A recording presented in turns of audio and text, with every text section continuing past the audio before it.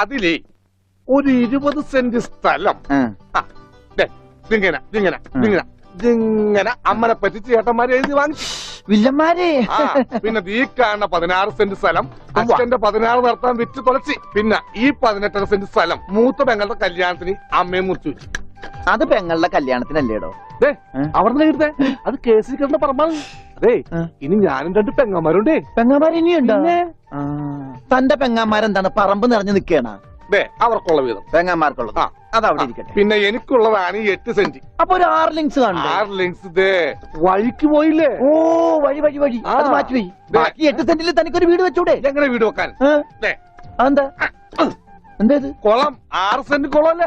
അയ്യോ, കുളമാണെങ്കിൽ പിന്നെ അവിടെ എങ്ങനെയാ വീട് വെക്കുന്നത്? കുളത്തിൽ എങ്ങനെ വീട് വെക്കുന്നു ഞാൻ ചോദിച്ചാൽ ചേട്ടന്മാരുടെ തല്ലി ആവശ്യത്തേക്ക്. 5 സെന്റ് വഴി ഇത് ചില്ലാനും അതൊക്കെ വീട് എന്റെ അളിയൻ വന്നെന്ന് കേട്ട് അതാ ഞാൻ ധൃതി പിടിച്ചിട്ട് പോകുന്നത്. നീ കണ്ട കൃഷ്ണൻകുട്ടി?